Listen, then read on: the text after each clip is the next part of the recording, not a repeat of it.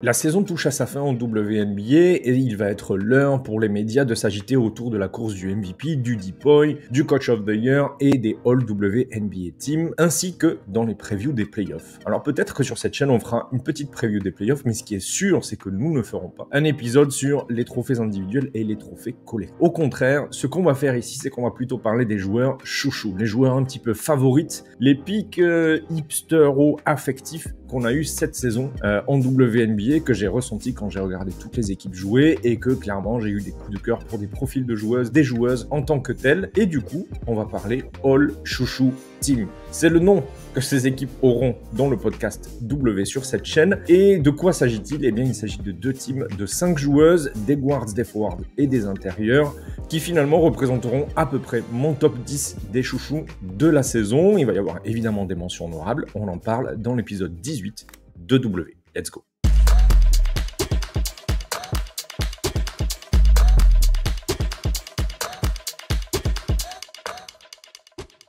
Épisode 18 de W, déjà, alors que la saison WNBA touche à sa fin, il est temps, sur cette chaîne, de décerner des trophées, et en tout cas, de composer des équipes All WNBA, et ce ne sera pas les vraies équipes All WNBA, il y a un twist, vous l'avez entendu en introduction de ce podcast, on va parler des All Chouchou Team de cette chaîne. Qu'est-ce qu'une joueuse chouchou ou un joueur chouchou? C'est valable aussi. Eh bien, c'est un pic qui se situe entre le hipster et l'affectif. Le hipster d'abord parce que on va chercher des joueuses qui ne sont pas des joueuses de premier plan, donc ni des stars, ni des top rookies, etc., etc. Donc, excite les joueuses qu'on adore, mais qui ont des statuts beaucoup trop grands. Je pense à Caitlin Clark, vous savez que je l'adore sur cette chaîne. Angel Reese, Paige Bakers, par exemple, pour les plus jeunes. Et puis de l'autre côté, A'ja Wilson, Napheesa Collier, etc., etc. Toutes ces joueuses-là, out, tout simplement parce que les profils sont trop forts. Alisha Gray est out aussi. Et même Veronica Burton est out de ce classement parce que c'est une star en devenir et qu'elle a eu presque un usage, beaucoup trop de ballons du côté des Valkyries sur la deuxième moitié de saison, en tout cas, pour réellement représenter ce que j'ai envie d'exprimer avec ces All Chouchou Team. On parle donc de joueuses qui sont plutôt des role players, qui évoluent dans des rôles mineurs ou en tout cas qui n'ont pas vraisemblablement le statut de star à l'instant T ou le statut, oui, clairement, qui n'ont pas le statut de star à l'instant T. Et donc, on va aller chercher un petit peu dans la ligue et dans les équipes que j'ai suivies cette saison. J'ai à peu près suivi toutes les équipes puisque une des équipes que j'avais le moins suivies, c'était le Dream et je les ai rattrapées pour faire l'avant-dernier épisode de cette chaîne. Donc, on va attaquer tout simplement ces All Chouchou Team. Il y a 2 équipes de 5 et quelques mentions honorables. On va évidemment attaquer par les mentions honorables et on démarre du côté d'Atlanta, justement, au Dream, avec 2 joueuses. D'abord, on a Naz Hillmon à l'intérieur. Naz Hillmon, c'est une force au rebond très précieuse dans l'organisation du Dream. Elle fait partie de cette rotation de 7-8 joueuses qui vraiment sont importantes dans l'organisation collective du Dream. Et on l'a vu il y a 2 épisodes de W que cette organisation était très importante dans le rendement et dans la production de cette équipe des 2 côtés du terrain. On a aussi vu que c'était une équipe qui s'organisait sur le rebond.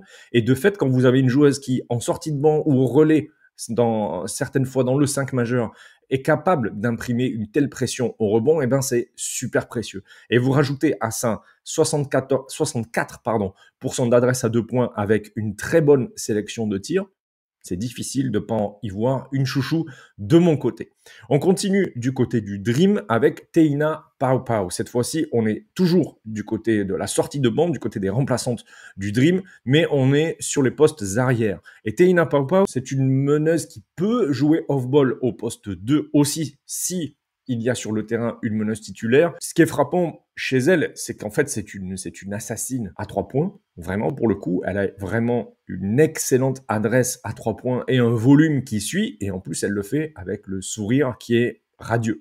Et ça, c'est vraiment trop cool parce qu'il y a cette vibe de bonheur et de bonhomie à faire ce qu'elle fait. Et elle le fait extrêmement bien et c'est précieux dans l'attaque du Dream. On en a aussi parlé du volume à 3 points et de de cette espèce de spacing organisé pour étirer les défenses adverses. Steina Papaou fait partie de cette organisation de Smesco. Et du coup, ça marche super bien. Et moi, vraiment, à chaque fois que je l'ai vu jouer, cette sharpshooteuse-là, ça m'a vraiment beaucoup plu. J'ai clairement été séduit par ce profil-là. On va à l'ouest, sur la côte ouest. On va du côté des Valkyries. Vous savez, j'en ai parlé pendant au moins 74 épisodes cette saison. Finalement, c'est une équipe de chouchous. Il y a tellement de chouchous potentiels dans cette équipe. Et d'ailleurs, on va en reparler plus tard, évidemment. Mais c'est phénoménal, cette équipe de Golden State Valkyries, tant il y a de chouchous potentiels dans le roster. Et on va parler dans ces mentions honorables d'une meneuse remplaçante française, Carla Leight, qui, en sortie de banc, ramène de la pace, de la hargne, du drive, et tout ça, c'est aussi très bon pour l'organisation offensive des Valkyries. Il y a encore du développement à faire, notamment en défense. Il y a encore des choses à voir du côté de l'attaque et de la propreté du tir, mais elle n'a jamais rien lâché dans cette équipe. Vous savez, moi je considère que Nathalie Nakasse est Coach of the Year cette saison. En tout cas, si j'avais à décerner ce trophée, je lui décernerais, je l'avais dit dans l'épisode précédent. Et je trouve que Carla Leight a un rôle important aux yeux de Nathalie Nakasse cette saison pour les Valkyries. Et ça, c'est cool. C'est cool de voir qu'une jeune joueuse dont c'est la première saison va chercher des minutes précieuses au relais de Veronica Merton et des titulaires sur les postes 1-2. Elle est là, quoi. Elle est là et c'est vraiment top. Franchement, avoir gagné la confiance de sa coach, c'est vraiment quelque chose dont Carla peut être fière cette saison. Et moi, ça a été une des joueuses que j'ai vraiment préféré suivre cette saison. Elle aurait pu craquer la chouchou team numéro 2, voire la chouchou team numéro 1. C'est juste qu'il y a vraiment beaucoup de monde sur les postes de guards parmi mes chouchous. Et du coup, elle se retrouve en mention honorable, mais c'est sans doute celle que je préfère, qui n'a pas eu de place dans les 10 des deux équipes. Il y a de très bons signaux pour la suite de sa carrière en WNBA. Il y a déjà le 90e centile à la provocation de lancer franc. Donc ça, c'est vraiment très bon. Sur 40 minutes, évidemment, parce qu'on est sur une joueuse en sortie de banc, donc il n'y a pas un volume de minutes suffisant pour aller chercher 10 lancers francs par match. On a 50% d'efficacité dans la zone du flotteur. Il y a un vrai potentiel au drive. C'est intéressant. Il y a des lectures aussi qui commencent vraiment à se préciser et à être de plus en plus cool. Donc non, vraiment, c'est trop bien. On reste sur la côte ouest. On n'est pas tout à fait sur la côte, on est un petit peu plus dans le désert. On va du côté des Aces avec Nalissa Smith et une nouvelle intérieure avec de la protection de cercle, de l'activité et de la production au rebond, ce qui sont deux choses qui pour moi sont très précieuses quand on est role player ou role players dans une ligue majeure à l'intérieur. C'est-à-dire soit on arrive à stretch et on verra, il y a des stretch 5 dans ce classement des top chouchous, mais soit on arrive à stretch, soit on est très fort au rebond. Et là, pour le coup, on parle du 83e centile au rebond offensif. Là-dessus, vous rajoutez 80e centile au bloc. C'est vraiment une valeur sûre à côté d'Eja Wilson. Et quand les Aces sont allés la chercher, elles ont fait d'abord une bonne affaire, mais surtout, c'est ça qui leur a permis d'avoir le tiers de saison qu'elles ont vécu avec un rythme phénoménal où à un moment, elles étaient à 12-0, 12 victoires, 0 défaites d'affilée. Ça, c'était vraiment top. Et franchement, l'influence de Nalissa Smith sur la qualité de ses résultats, ou en tout cas sur la manière dont il a été plus facile pour Becky Hammon d'organiser le jeu offensif et défensif de son équipe, pour moi, il est indéniable. Donc vraiment, bravo Nalissa Smith, et j'ai très hâte de voir ce que ça va donner la saison prochaine à côté d'Eja Wilson si cet effectif des Aces reste en place. On va passer à la All Chouchou Team numéro 2. Donc, les joueuses qui n'ont pas fait la première équipe, mais qui sont quand même dans la deuxième équipe. Et là, vraiment, on parle de la crème de mes chouchous. On parle vraiment de joueuses où je pourrais les regarder jouer au basket pendant des heures, quoi. Finalement, c'est un peu ce que je fais, mais vraiment, c'est des joueuses qui me font cliquer sur des matchs presque autant, voire plus que des stars, puisque j'ai vraiment une affection particulière pour le role-playing dans le basket. Et là, vraiment, on est sur 10 profils, que ce soit dans la Chouchou Team 2 ou dans la Chouchou Team 1, que vraiment j'adore, quoi. Vraiment, j'adore. On va commencer par le backcourt de cette Chouchou Team numéro 2. Il est habité par Julie Allemand du côté des Sparks et par Leila Lacan du côté des Suns. Donc, une Belge et une Française. On va commencer par Leila Lacan. Leila qui est arrivée un tout petit peu plus tard que le reste des rosters en WNBA. Elle est arrivée courant juillet et tout de suite, on s'est rendu compte du potentiel défensif de Layla dans cette équipe du Sun. Une équipe du Sun qui, à l'époque, était clairement en perdition. On avait du mal à sentir l'organisation tactique de cette équipe, avec un Rachid Méziane qui cherchait encore la bonne formule, les bonnes rotations, les bons spots à donner, les bonnes minutes à donner à son équipe. C'était un peu brouillon le début de saison. Et l'arrivée d'Layla Lacan a peut-être agi comme un stabilisateur, en tout cas de la défense sur le périmètre, puisqu'on est clairement sur une défenseuse qui est capable de se tenir face aux points d'attaque adverses. Et bien souvent, elle a un avantage de taille face aux autres guards de la ligue. C'est une joueuse qui est plutôt grande, plutôt physique. Elle a une coordination main-œil déjà élite en WNBA, puisque c'est la meilleure interceptrice avec Gabby Williams de la ligue. Mais c'est pas que ça. Layla Lacan, c'est aussi une très bonne conscience de ses compétences offensives. Layla, elle a pas un bagage offensif qui est celui de Kelsey Plum. On parle pas d'un bagage offensif de superstar. Mais par contre, ce qu'elle fait et ce qu'elle sait faire, elle le fait très bien et elle le fait avec beaucoup de précision. Et ça, c'est précieux quand vous êtes une jeune équipe en reconstruction, parce que ça vous permet, quand vous êtes un coach, quand vous êtes un front office, de mesurer à quel point une joueuse est déjà très mature dans le profil de jeu qu'elle a, dans les axes de progression qu'elle peut elle-même déterminer pour le suite de sa carrière, avec laquelle vous pouvez travailler, et surtout, en match, les points forts sur lesquels vous pouvez miser parce que elle aussi y croit. Et ça, c'est vraiment top. Donc, cette bonne conscience des compétences offensives, c'est d'abord, pour moi, le playmaking. Elle est plutôt propre. Elle est plus propre que 84% des joueuses de la ligue, avec un ratio passe décisive, perte de balle de 2,17. Elle a des passes décisives à 6 pour 40 minutes. Donc, c'est plutôt correct. Et ensuite, c'est vraiment un relais offensif de son playmaking défensif, puisque on l'a dit, c'est une top interceptrice et ensuite, en transition, elle est vraiment forte.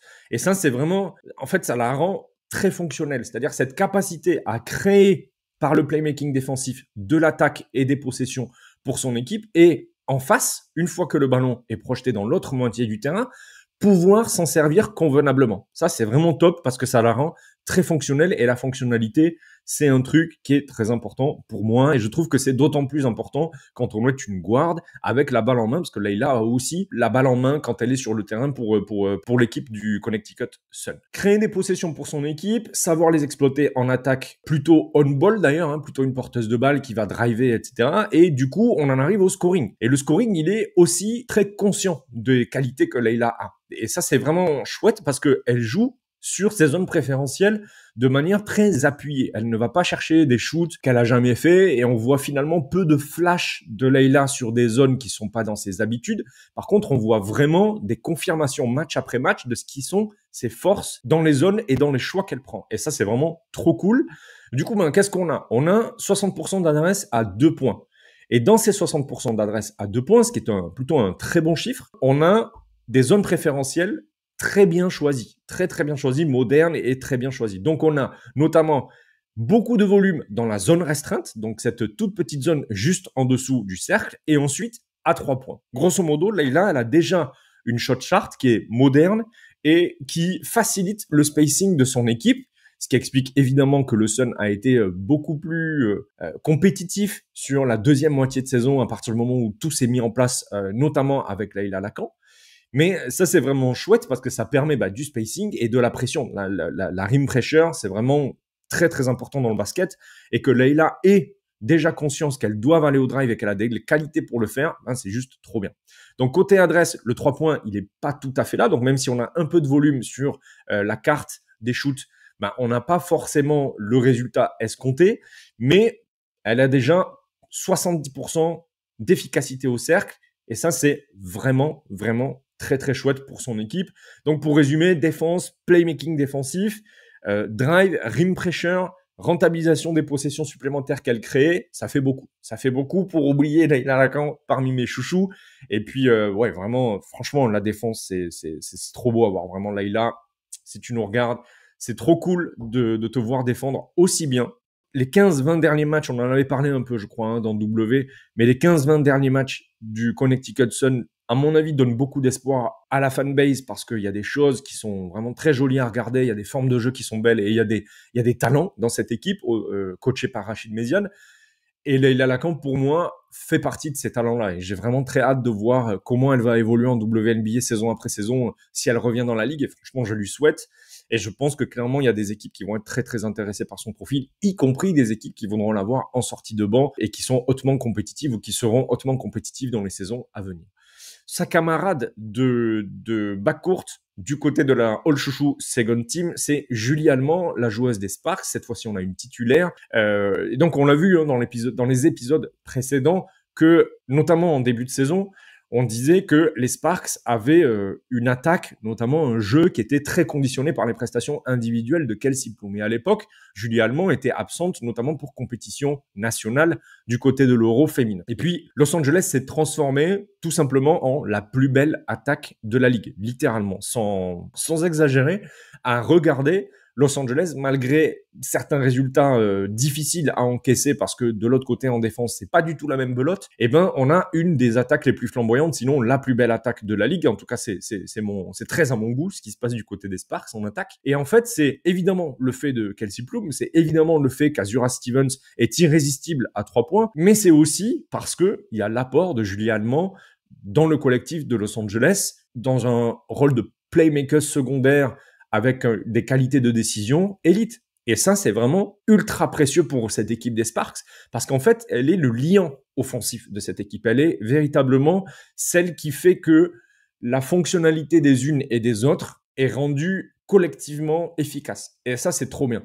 Elle donne du sens à cette attaque. Elle permet à Kelsey Plum de trouver vraiment sa voie dans l'attaque et de rayonner pour toutes les autres joueuses. Et ça, c'est vraiment toute la qualité de Julie Allemand qui est difficile à lire dans les métriques, mais tout de même, quoi. On est vraiment sur une joueuse, si vous regardez de toute manière ces matchs, vous verrez les passes, les hockey assists, donc les passes avant la passe, etc. Malheureusement, tout ça n'est pas mesuré aujourd'hui en WNBA. On a ces mesures en NBA, mais on ne les a pas en WNBA. Mais Julie Allemand, là-dedans, clairement, elle pèterait le score, quoi. Elle pèterait le score. Elle est toujours pas loin de la finition de l'action et clairement, son decision making est très, très important dans l'attaque des Sparks.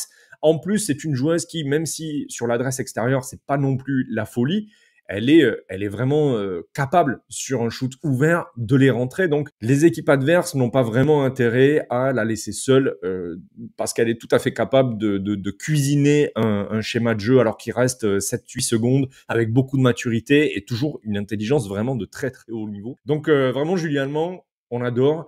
Le decision making est vraiment élite et à côté de Kelsey Plum, c'est un duo d'arrière qui personnellement m'a régalé toute la saison. Donc merci aux Sparks d'avoir réalisé ça, c'était vraiment top et bravo à Julie Allemand. On bascule du côté d'Indiana et on a une role-playeuse qui m'a tapé dans l'œil dès le début de la saison, c'est Lexi Hull, donc une forward, une ailière qui pour le coup a tout le bagage que j'aime dans une ailière et c'est une joueuse qui est très très complète. Elle a vraiment un bagage hyper intéressant et hyper large. Peut-être que ce qui manque un petit peu pour elle, pour avoir un statut supérieur, ce serait peut-être de l'adresse au cercle, sur ses drives notamment, mais elle a 38% d'adresse de loin, ce qui est largement au-dessus de la moyenne, c'est 5 points de pourcentage au-dessus de la moyenne WNBA, et cette adresse lui permet de fixer la défenseuse qu'elle a en face d'elle. Et sur ces fixations-là, ça lui permet en réalité de créer un décalage assez vite off-ball. C'est-à-dire que c'est une joueuse qui va être à l'extérieur et qui ensuite va créer du décalage off-ball parce qu'elle est très rapide, elle est très vive, notamment sur le premier pas, et son premier pas va lui permettre de passer dans le dos de sa défenseuse et d'aller chercher des lignes de coupe, des lignes de drive ou des lignes tout simplement de circulation et de création de mouvement dans l'attaque du Fever qui ont été très, très précieuses pour l'attaque du Fever cette saison. Et en attaque, cette fonctionnalité par le mouvement et par la disponibilité, soit à 3 points où ça fonctionne, soit au cercle, au drive où ça fonctionne un peu moins, mais elle a un peu de passing, donc elle peut faire la passe après la passe. Ben ça, c'est vraiment, vraiment, vraiment chouette. Et en plus d'être une shooteuse qui sait prendre des cuts et animer l'attaque off-ball, eh bien, elle est super forte en défense. Vraiment, en défense, Lexi Hull, elle est capable, par séquence, d'être vraiment un verrou. Off-ball, elle fait peu d'erreurs d'inattention, donc elle est vraiment très fonctionnelle. Moi, j'adore sur le poste 3. Je trouve que c'est une role-playeuse très, très intéressante pour le Fever. Je pense d'ailleurs qu'elle fait partie du projet à moyen et long terme autour de Caitlin Clark. Cette saison, on l'a pas mal vu au relais de Sophie Cunningham, qui était plutôt la titulaire.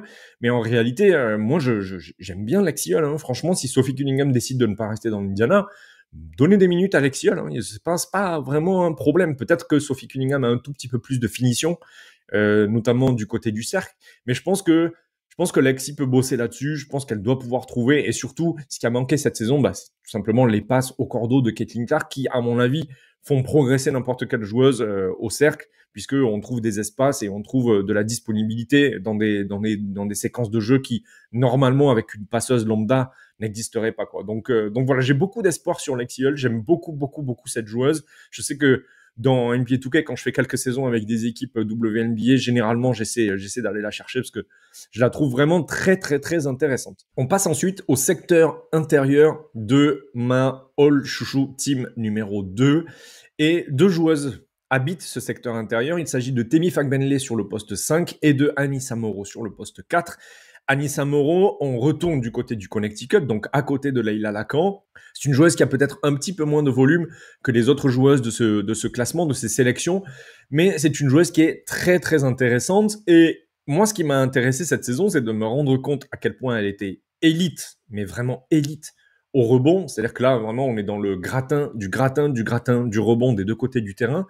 Et ce que j'ai trouvé très drôle, c'est que j'ai appris qu'elle était camarade de raquette avec Angel Reese chez LSU en programme universitaire. Et je me suis dit, mais en fait, quand tu mets Anisha Moro et Angel Reese dans une raquette pour prendre des rebonds, en fait, l'équipe d'en face t'abandonne, quoi. C'est obligatoire parce que vraiment, on est sur deux joueuses. Alors, Angel Reese encore plus, mais Anisha Moro vraiment est super forte au rebond. C'est même impressionnant à voir, quoi, parce qu'on parle souvent justement de Angel Reese, etc., ou de Nalissa Smith, de d'autres joueuses comme ça qui sont vraiment très bonnes au rebond. Je vous ai parlé tout à l'heure de Nazilmon, mais là on est quand même un cran au-dessus. Là, on est vraiment sur une joueuse qui fait en plus quasiment que ça, mais au rebond offensif, là c'est vraiment un truc qui a aidé Connecticut à générer de la possession. Donc, on parlait du playmaking défensif de Leila Lacan sur les interceptions notamment, mais là, sur les rebonds offensifs d'Anisha Moro et ensuite sur la protection du rebond défensif, on a vraiment un Connecticut qui finalement a du matériel dans la guerre de possession. C'est-à-dire que dans un secteur, dans un paradigme de jeu particulier qu'est la guerre des possessions, Connecticut est déjà armé avec deux joueuses qui sont très compétentes, chacune dans un des deux aspects du jeu, quoi, le rebond et puis ensuite le playmaking défensif. Donc franchement, pas beaucoup de choses que je pourrais vous dire de plus sur Anisha Moro. Allez regarder son activité au rebond, c'est juste absolument impressionnant. Anisha Moro, il y a vraiment une sorte d'implacabilité au rebond, un petit peu comme Angel. Vous savez qu'elle va prendre le rebond quand elle est dessous, quoi. Et cette implacabilité au rebond, pour moi, elle est peut-être pas aussi valuable que l'implacabilité au scoring, mais elle est quand même extrêmement valuable dans une WNBA qui va se moderniser tactiquement. Ça va arriver dans très peu de temps. Donc je pense que c'est un profil qui va être très intéressant. Et moi, à chaque fois que je la vois sur le terrain, je regarde, quoi. C'est trop bien, c'est trop trop bien. Et à côté d'elle, du coup, dans ma All Chouchou NBA Second Team, je mets Temi Fagbenley, qui est la numéro 5, la poste de pivot des Golden State Valkyries. Il y a une notion de valeur sûre, d'abord chez Temi Fagbenley, et il y a aussi une sensation de métronome. C'est-à-dire que c'est une joueuse qu'on va voir sur ses minutes, c'est peut-être pas le nom qu'on va entendre le plus du côté des Valkyries, évidemment, à côté de Kayla Thornton cette saison, de Veronica Burton, etc., mais vraiment, c'est un métronome, quoi. C'est un métronome au scoring, d'abord. Il y a un très bon rendement. Elle est très à l'aise dans la peinture. Ça la rend hyper intéressante pour finir les actions générées par ses camarades. Temi Fagbenley, elle est capable de terminer puisqu'elle est 95e centile à 2 points, 97e centile à l'efficacité dans la zone du flotteur. Donc vraiment, ça, c'est excellent. Sur 8 tentatives de tir par match dans ces zones-là, c'est vraiment très, très, très, très bon, quoi.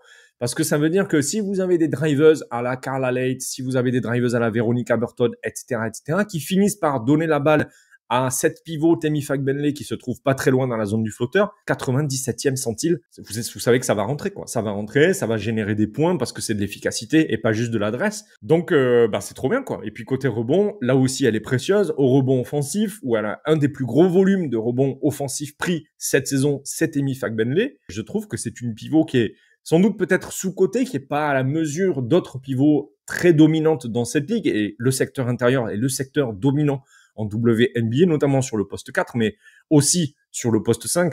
Mais je trouve que Temi Fagbenley est vraiment très intéressant. Donc moi, j'en fais une joueuse chouchou parce qu'on est loin d'un statut de star. On est vraiment sur une role-playeuse. Mais par contre, quelle propreté dans le role-playing. Vraiment, Temi, chapeau. Et il est donc temps de passer désormais à la All Chouchou WNBA First Team. On a là les 5 joueuses, sans doute, qui m'ont le plus régalé cette saison à regarder en dehors des stars et des superstars et des stars en devenir. Je pense que là, on est vraiment sur des joueuses. Moi, je pourrais faire une équipe entière avec elles et les regarder jouer, même si ça fait 10 victoires sur la saison.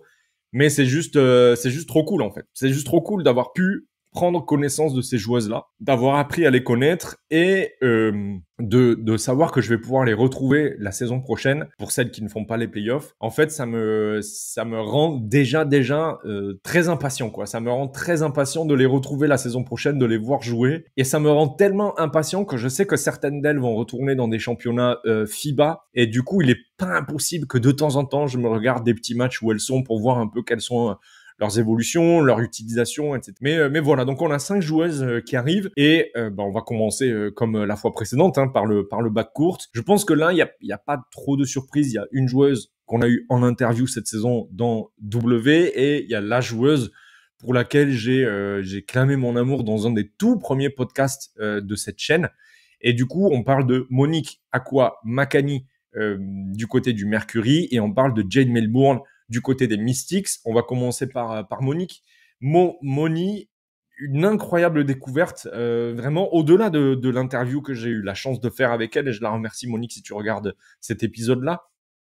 Je la remercie beaucoup pour sa disponibilité. Mais même sans avoir fait cette interview, franchement, Monique, elle m'a régalé toute la saison parce que elle a eu un rôle central sans être une star à l'intérieur du Mercury.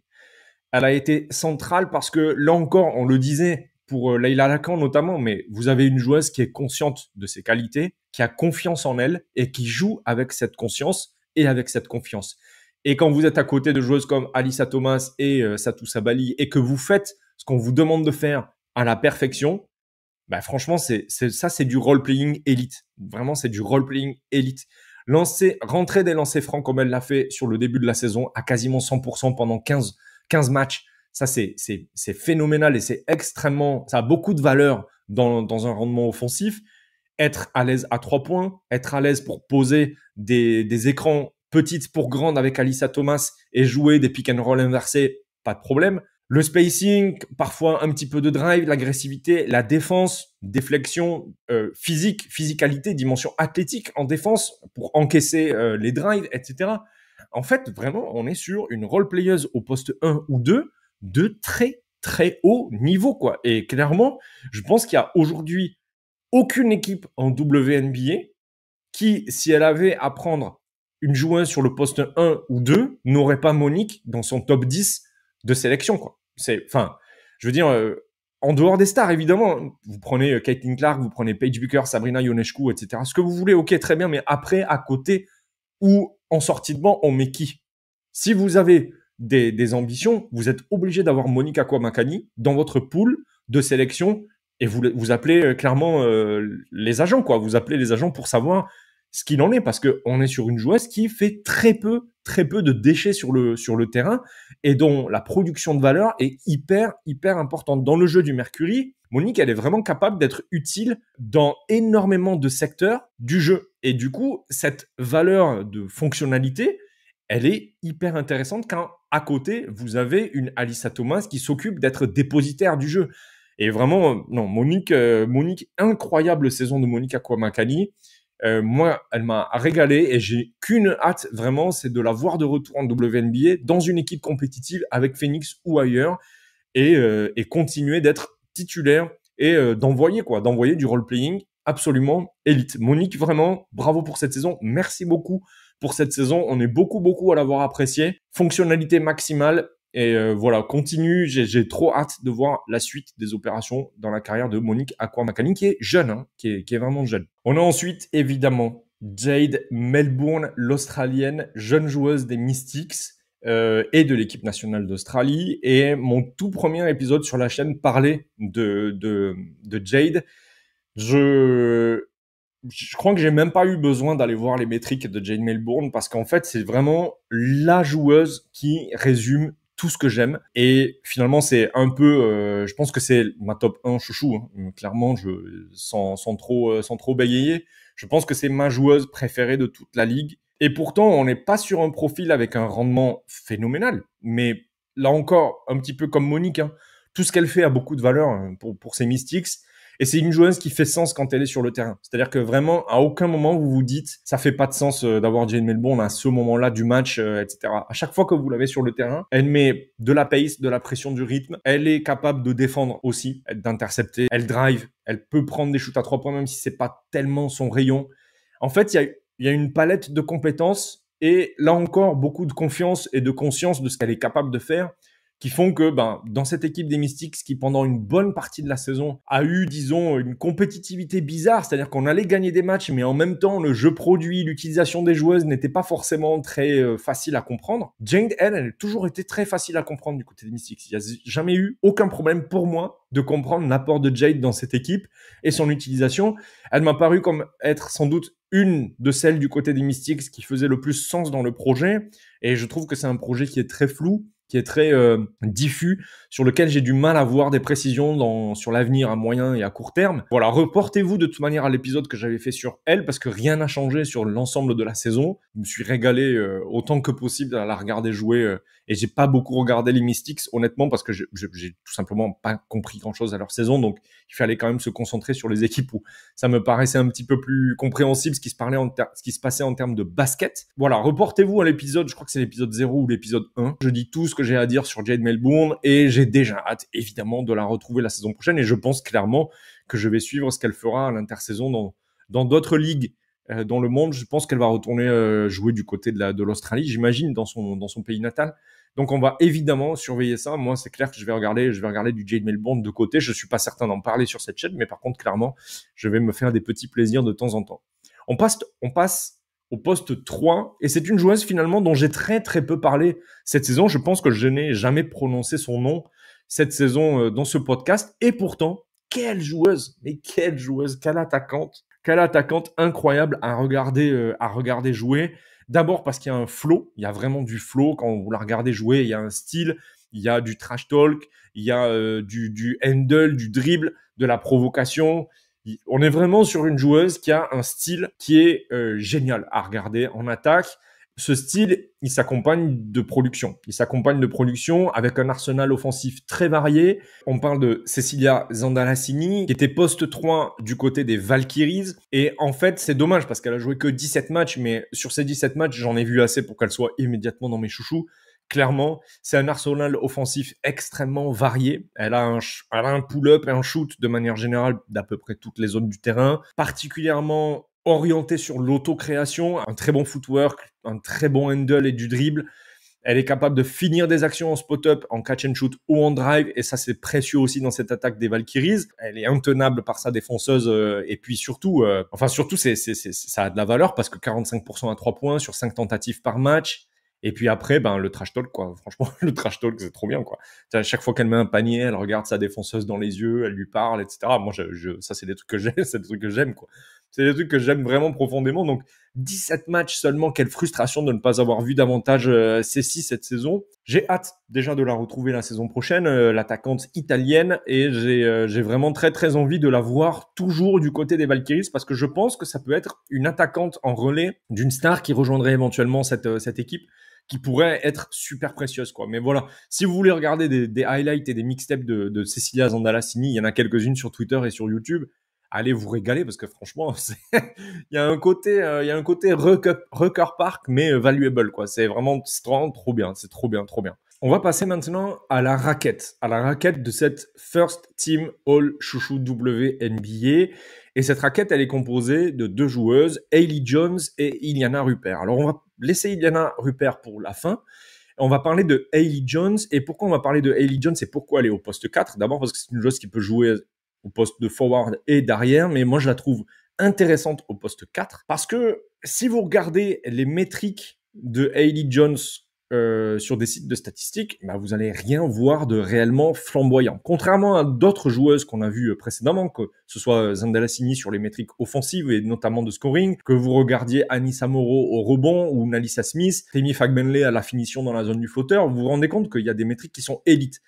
Hailey Jones, elle est élite nulle part. Elle est élite nulle part et elle est plutôt dans les 50, 60e centiles sur à peu près toutes les métriques. Mais ça, quand vous regardez sur le terrain, sa fonctionnalité, son haut taux de fonctionnalité, vous vous rendez compte que vous avez une vraie joueuse de basket qui, même si elle est élite en rien, elle est très bonne à énormément de choses. Et du coup, sa fonctionnalité sur le terrain pour les équipes qui l'ont eu cette saison, elle est vraiment top. Et ça se voit, je trouve, particulièrement aux Wings sur les matchs qu'elle a joués avec Paige Bueckers et ses coéquipières cette saison. Simplement parce que on voit à quel point elle a des dispositions pour le basket qui sont larges. Elle a vraiment une palette très horizontale, pas très verticale dans la qualité des compétences, parce qu'on va encore une fois jamais du côté de l'excellence ou de l'élite. Mais par contre, à chaque fois, c'est très bon. Et puis, ça s'accompagne de très, très bonnes décisions et de très bons choix dans un très bon rythme pour l'équipe des Wings cette saison. Et du coup, cette très bonne qualité à la fois des choix, des décisions et juste du basket qu'elle a dans les mains, bah, ça vous rend une joueuse vraiment très intéressante dans un collectif parce qu'elle est capable de passer, de driver, de poser des écrans, de recevoir des écrans et de driver, donc de jouer des pick and roll en tant que grande avec des petites, notamment Paige Bueckers, qui jouent les écrans, qui posent les écrans. Et ça fait beaucoup, beaucoup de choses dans une organisation offensive qui sont intéressantes. Et ensuite, c'est une joueuse qui a une vraie dimension athlétique, qui a de vrais appuis, un très bon footwork, et notamment en défense. Donc, elle a aussi une fonctionnalité défensive. Et moi, en fait, ce genre de joueuse all-around, capable de à peu près tout faire sur un terrain de basket, et vraiment franchement, elle pue le basket de ouf, Hailey Jones. Vraiment, elle a le basket entre les mains, quoi. Vous le voyez, elle fait des bounce passes, elle fait des passes très bien senties, excellente gestion du tempo, etc., etc. En fait, tout ça, pour moi, ça transpire tellement le basket que c'est très, très haut parmi mes chouchous, quoi. Je pense que si je devais faire un classement plutôt que des équipes, elle serait potentiellement dans le top 3, quoi, avec Jade, Monique, Hailey, voilà, ce genre-là, quoi. Parce que vraiment, c'est trop bien à regarder ça. Il y a vraiment une fonctionnalité un peu si je devais faire une comparaison, et je sais que ça se fait pas beaucoup, mais pour moi, c'est trop tentant parce que c'est un joueur que j'ai absolument adoré, mais il y a un côté Boris Dio parce que vraiment, chaque choix est tellement intelligent que c'est juste trop bien de la voir sur le terrain, de la voir, de la regarder nous en tant que fans, mais aussi, je pense au coaching staff des Wings et je pense à Paige Bueckers, de la voir sur le terrain avec vous, c'est vraiment trop bien parce que vous savez que vous allez pouvoir jouer du basket, vous savez que vous allez pouvoir improviser, compter sur elle pour faire des bons choix, profiter de ces bons choix, rentabiliser ces bons choix parce que elle, pour le coup, c'est moins une finisseuse et moins une productrice. Mais alors, quel role-playing de connexion, de fluidification du jeu, vraiment, c'est trop bien. C'est trop bien, donc c'est un choix qui est très haut pour moi, Hailey Jones. Elle fait clairement partie de mes chouchous ultimes que j'ai appris à connaître cette saison. Et du coup, ben voilà, c'est dans tout ce classement la chouchou la plus affective, parce qu'encore une fois, il n'y a pas un secteur de jeu élite, mais le fait qu'elle ait autant de basket dans les mains et dans la tête, moi, ça me régalait. Et on va finir donc avec le poste 5 de cette All Chouchou First Team, c'est Iliana Rupert, donc intérieur, poste 4-5 du côté des Valkyries. Je pense que c'est une des joueuses avec Hailey Jones et Zandalassini peut-être aussi, dont j'ai le moins parlé dans W et sur Twitter. Je pense que j'ai jamais utilisé son nom une seule fois du côté de Twitter. Et pourtant, j'aurais dû parce que toute la saison, à chaque fois que je parle des Valkyries, je pense à Carla Leight, je pense à Janelle Salin, évidemment, qui aurait pu être dans ses chouchoutines, mais je pense qu'elle est presque un peu trop star, Janelle Salin, dans cette équipe. Faut pas oublier que Janelle, c'est quand même sans doute une des meilleures forwards de FIBA, et en tout cas du continent européen. Donc c'est pas n'importe qui. Iliana Rupert, c'est pas n'importe qui non plus, mais on est quand même un cran en dessous. On est vraiment sur plus du role-playing et non pas un potentiel de star en devenir comme peuvent l'être Gabby Williams ou Janelle Salin, à mon avis. Donc là, on est sur la joueuse dont j'ai peut-être le moins parlé. Je regrette de ne pas en avoir parlé avant, parce que vraiment, c'est une joueuse qui, dans cette équipe des Valkyries, a été extrêmement précieuse, notamment pour sa capacité de finition, à la fois de loin, avec une grande efficacité et un gros volume. On parle tout simplement une des meilleures stretch intérieures de la ligue. Et cette adresse et cette disponibilité lui ont permis d'avoir un impact sur toutes les autres joueuses de l'équipe. C'est-à-dire que quand je vous parle des drives de Kyla Thornton, de Veronica Burton ou de Carla Leight, ils sont aussi possibles parce qu'à l'intérieur, vous avez Temi Fagbenley qui n'est que dans la zone du flotteur, donc un petit peu au large du cercle, et vous avez Iliana Rupert qui écarte l'autre intérieur adverse vers la ligne à 3 points parce qu'elle est une vraie menace. Ça, c'est hyper important parce que dans le role-playing, on joue un rôle sur le terrain pour le collectif, pour le jeu de manière totale de son équipe, mais il faut être fonctionnel dans ce rôle-là. Et Iliana Rupert, son adresse à 3 points est tellement excellente qu'en fait, elle est très fonctionnelle pour son équipe et elle rend du coup les autres bien meilleurs. Clairement, Carla Leight et Veronica Burton ont joui de la capacité de Iliana Rupert à écarter le jeu, et ça, c'est vraiment la régalade pour les Valkyries. Moi, j'aime bien les joueuses qui permettent aux autres de briller, c'est ce que je vous ai dit juste avant avec Hailey Jones. Iliana Rupert le fait dans un autre style par sa disponibilité et son adresse à 3 points, et puis à côté de ça, vous avez aussi de très bons écrans, de la qualité dans les liaisons sur les jeux de main à main. Là encore, malheureusement, on n'a que 17 matchs d'Iliana cette saison avec les Valkyries, un peu comme Cecilia Zandalassini. Mais moi, ça m'a suffi. Ça m'a suffi. En 17 matchs, j'ai largement su qu'elle allait être dans mon top 10 de mes joueuses préférées cette saison parce que j'adore le profil. Ça me rappelle, là encore, des joueurs que j'ai adoré voir jouer, notamment sous le maillot des Suns en NBA il y a quelques décennies de ça. J'ai adoré la saison d'Iliana Rupert. Donc, je vous refais mes All Chouchou Team. La team numéro 2, est composée de Leila Lacan, Julie Allemand, Lexi Hull, Anissa Moreau et Temi Fagbenley. La All Chouchou Team First est composée de Monique Akwamakani, Jane Melbourne, Cecilia Zandalassini et Hailey Jones, complétée par Iliana Rupert au poste 5. Vous avez mes All Chouchou Team, je vous invite grandement à me donner vos joueuses préférées de la saison. Je vous rappelle les critères, pas de stars, que des role-players, pas de rookie superstar non plus, Paige, etc., etc. On ne donne que des joueuses qui sont des role-players et on se fait nos petites équipes en commentaire ou sur Twitter.